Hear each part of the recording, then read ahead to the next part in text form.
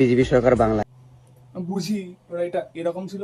পাল্টিবাজ খোকা রে ভাই, কথাতে আজ পাল্টি খায়। হ্যাঁ উজ্জ্বলদা, খুব সুন্দর পাঠে পড়ছে, টিপে যাও। খুব সুন্দর পাঠে পড়ছে, খুব সুন্দর, টিপে যাও।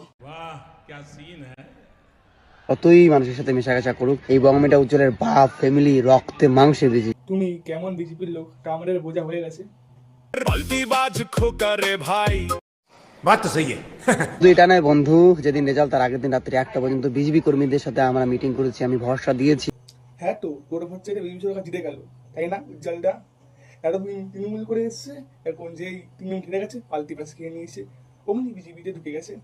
শুধু এটা নয় বন্ধু, যেদিন রেজাল্ট তার আগের দিন রাত্রি 1টা পর্যন্ত বিজেপি কর্মীদের সাথে আমরা মিটিং করেছি, আমি ভরসা দিয়েছি। বিজেপি সরকার জিতে যাওয়ার পর মিটিং করেছে আমাদের উজ্জ্বলদা, মদ খাওয়া তার সঙ্গে সিগারেট খাওয়ার মিটিং।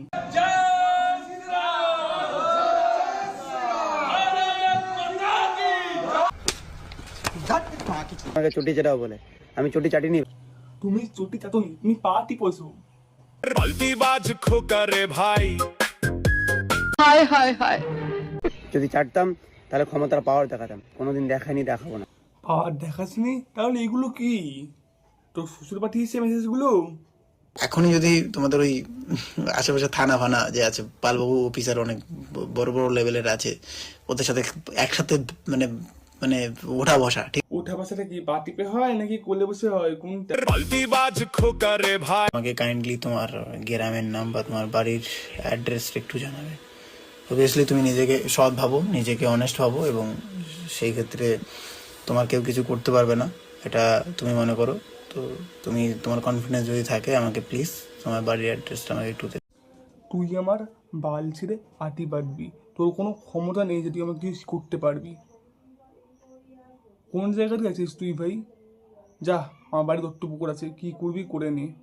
প্রশ্নের একটা ধরন থাকে ভাই, ঠিক আছে? গান্ডু বলে গালি দাও, ব্যাহেন এইভাবে তুমি রোস্তারদের হুমকি দিচ্ছ, ব্যাংক কাজু অ্যান্টি ভাই বাড়িতে যাবো, খুন করে দিয়ে আসবো, এটা সব বলে আবার তার সঙ্গে স্থায়ীকে মারছো।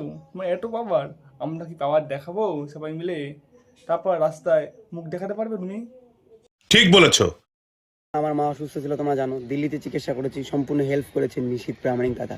এটা নিয়ে আমি ভিডিও আপলোড করেছিলাম, আমাকে ডিলিট করতে হয়েছিল, আমার উপর প্রেশার এসেছিল ভাই, কিন্তু সেই ভিডিওটা ইউটিউব শর্টস থেকে আমি কোনোদিন হাঁটাইনি। তোমাকে যারা পাওয়ার দেখি ভিডিওটা ডিলিট করিয়েছে, তাদের বুঝি মোবাইলে শুধু ফেসবুক ইনস্টাগ্রামই আছে, ইউটিউব বলে কোনো কিছু নেই। যদি থেকেও থাকে সেখানে শর্টস অপশনটা নেই বোধ হয়, এর জন্য তুমি রাখতে পেরেছো না রে? রাখতে পারতে। এটা বিজেপি